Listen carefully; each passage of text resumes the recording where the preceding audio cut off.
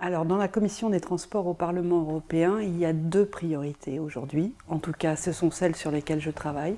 C'est l'enjeu social, parce que ça concerne beaucoup le secteur des transports, même si certains ont tendance à l'oublier, et les questions liées à l'environnement, à la lutte contre la pollution, au transfert vers des transports plus propres. Ce sont les deux secteurs sur lesquels il y a beaucoup à faire, et nous avons beaucoup de textes actuellement en discussion sur ces sujets. Le financement du système ferroviaire aujourd'hui s'appuie essentiellement sur la participation des États pour la rénovation et pour la construction de nouvelles lignes. Un petit peu au niveau européen, mais d'une façon beaucoup trop faible, il me semble. Mais surtout, aujourd'hui, en 2017, nous n'avons toujours pas de fiscalité écologique qui pourrait permettre une participation à ce financement. Sur la question de la fiscalité environnementale, aujourd'hui, nous n'avons pas de fiscalité au niveau européen. Il y avait sur la table, depuis les années 90, la mise en place de ce qu'on appelait une eurovignette.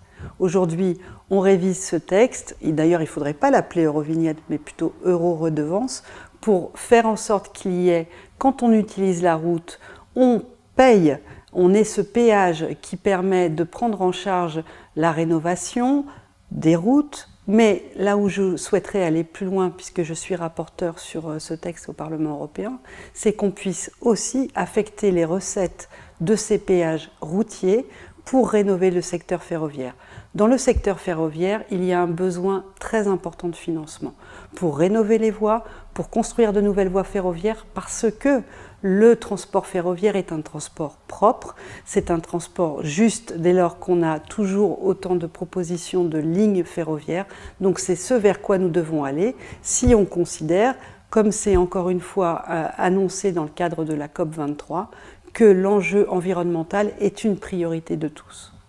Le 4e paquet ferroviaire a été voté l'année dernière au Parlement européen. Je m'étais, comme mon groupe, opposé à cette libéralisation à marche forcée parce que nous n'avions pas de garantie sur deux points qui étaient indispensables. La question du transfert des personnels en cas de changement d'opérateur et de passage vers un opérateur privé. Pour nous, il n'y avait pas de garantie, donc on ne pouvait pas voter pour, même si un amendement est passé qu'on avait proposé qui indiquait qu'un État pouvait maintenir ce transfert de personnel de façon obligatoire, mais ce n'est que selon le bon vouloir des États, et certains États, selon leur majorité, peuvent très bien considérer qu'ils vont vers des opérateurs privés. Donc ça, c'était la raison pour laquelle on s'était opposé à ce tout libéralisme dans le secteur ferroviaire, où si on passe à uniquement des opérateurs privés, ils vont regarder les rentabilités économiques des lignes, et un certain nombre de lignes ne seront plus assurées parce qu'ils considéreront qu'il n'y a pas assez de passagers. Donc on ne répond plus à un objectif de service public. Pour nous, ce n'est pas acceptable. Et on n'a pas de garantie sur l'avenir des personnels qui sont aujourd'hui dans un certain nombre de grandes compagnies nationales. Et en France, je pense bien évidemment à la SNCF. Je suis extrêmement sceptique sur tout ce qui va être proposé par rapport à des opérateurs privés sur des lignes non rentables, parce qu'il y avait un point, et qui moi m'inquiétait beaucoup dans le texte européen, qui disait la rentabilité économique au sens large, c'est-à-dire de considérer qu'il faut une rentabilité globale, et puis finalement ça permet de faire des choix en coupant quand même un certain nombre de lignes et d'accès aux services publics. Donc il faut vraiment être très attentif sur ce qui sera mis sur la table au moment du vote final de ce texte en France, qui est l'application de la réforme du 4e paquet ferroviaire, et s'assurer que le maintien des lignes rentables ou non rentables, mais le maintien de l'accès aux usagers des transports, de pouvoir bénéficier de ce système de transport soit bien pérennisé. C'est fondamental, ou alors on aura une fracture territoriale qui s'ajoutera à la fracture sociale. Généralement, les personnes qui ont une difficulté d'accès à l'emploi, c'est parce qu'elles n'ont plus accès au transport. Donc sur cet enjeu-là, il faut être très attentif à ce qui sera proposé et ce qui sera adopté par la majorité des parlementaires. Nous avons été, depuis le départ, quand a été mise sur la table la révision de la directive des travailleurs détachés, très attentifs à la situation des transports, parce que d'entrée de jeu, la Commission européenne proposait de sortir tout le secteur des transports de ce cadre de protection qui est la directive des travailleurs détachés. Donc on a été très sensible, et au niveau du Parlement européen, nous avons voté un rapport dans lequel on maintenait le secteur des transports. Il n'est pas pensable de considérer qu'un secteur, tout un secteur en particulier, ne soit plus dans un champ législatif de protection. C'est la position du Parlement européen. Le Conseil, quand il a pris sa décision de valider leur révision de la directive des travailleurs détachés, puisqu'on est co-législateur, le Parlement européen et le Conseil, eux, ils ont bien indiqué que les transports sortaient du cadre. Et ça, c'est une défaite majeure. Une défaite majeure de considérer qu'il y a des travailleurs qui sont dans le cadre de protection et des travailleurs qui sont hors cadre. Et l'idée de dire, comme ça a été annoncé par le Conseil et notamment par le gouvernement français qui trouvait que c'était une très grande victoire cet accord, de dire que ce n'est pas grave, on va faire un texte spécifique. Encore faut-il que ce texte spécifique voie le jour, car on se rend bien compte que dans le secteur des transports, l'enjeu social est fondamental et les clivages de certains pays face à d'autres est très dur. Et là, à la fin, qui paiera ? Ce sont les travailleurs du secteur des transports, qu'ils soient dans le secteur ferroviaire, comme le secteur du transport routier, comme le secteur maritime. C'est un enjeu qui est fondamental et au niveau des discussions qui ont commencé, de négociations entre le Parlement européen, le Conseil des États membres et la Commission sur cette révision des directives des travailleurs détachés, nous maintenons que garder le secteur des transports dans le cadre général est pour nous une ligne rouge et il ne faut absolument pas en déroger, sinon nous n'aurons plus de possibilité de protéger. On parlait de la réforme du secteur ferroviaire auparavant, mais on peut parler aussi de la situation des chauffeurs routiers. Il y a des situations qui sont inadmissibles en 2017 et quand on parle d'une Europe qui protège, on commence déjà par s'intéresser à ces travailleurs. Le report modal, c'est une nécessité, c'est indispensable pour des questions d'environnement, mais aussi pour des questions sociales et pour des questions de bien vivre. Il y a aujourd'hui une situation complètement abracadabrantesque, j'ai envie de dire, dans le sens où quand on utilise le ferroviaire, il y a un droit de péage obligatoire, c'est le péage des sillons, et ça c'est valable qu'on soit usager ou qu'on ait envie de transporter de la marchandise avec le fret ferroviaire.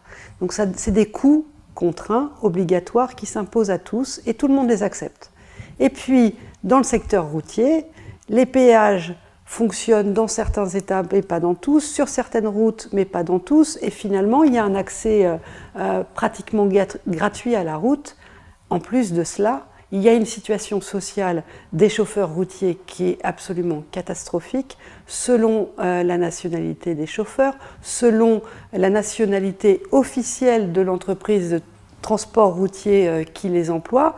Il y a des distorsions de salaire considérables où, par exemple, un chauffeur qui vient d'un pays de Pologne ou Roumanie, Bulgarie, est payé 10 fois moins cher qu'un chauffeur qui est payé et qui travaille effectivement en Europe de l'Ouest.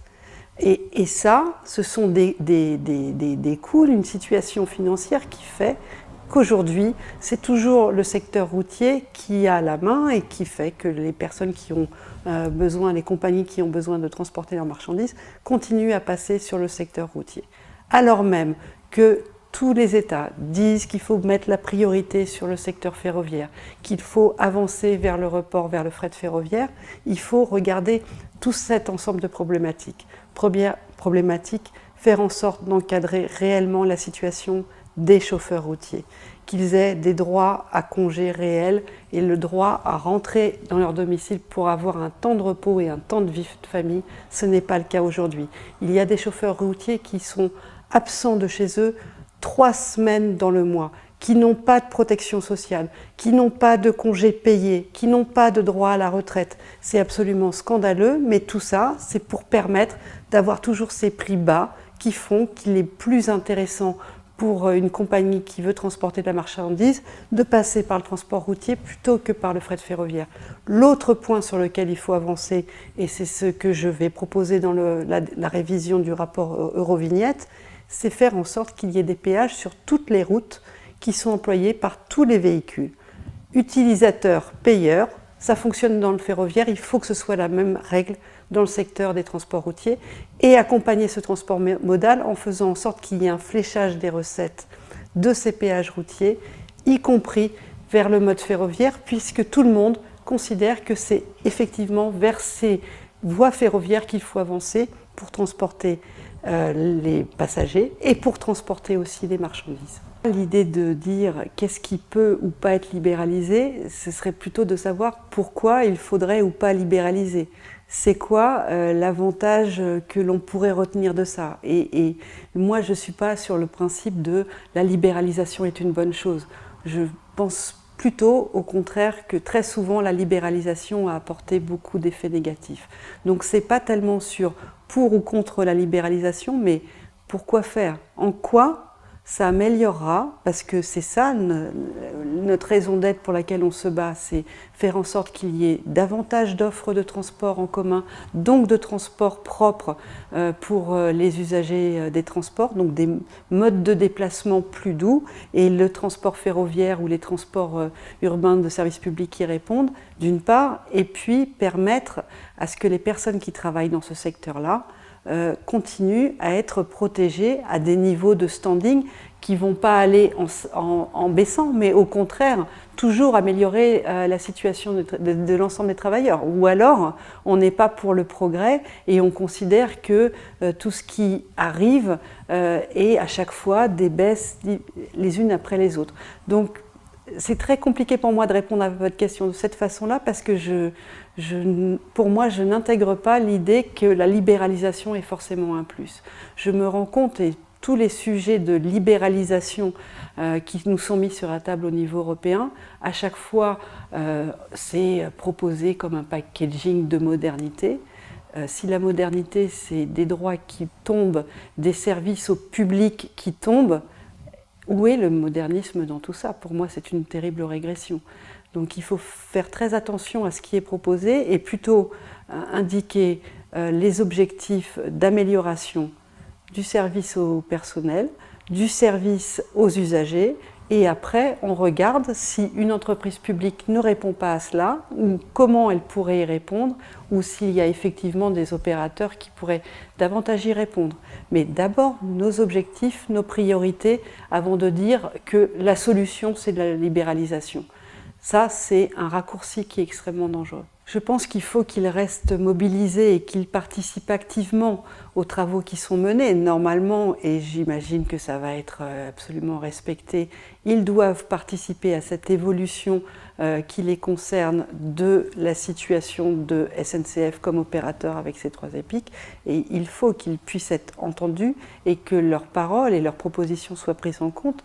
Et je pense que le débat citoyen, il y a eu les assises de la mobilité qui ont été lancées, il faudrait qu'il y ait cet échange social aussi entre usagers et travailleurs du secteur ferroviaire pour qu'il y ait une meilleure compréhension de la situation.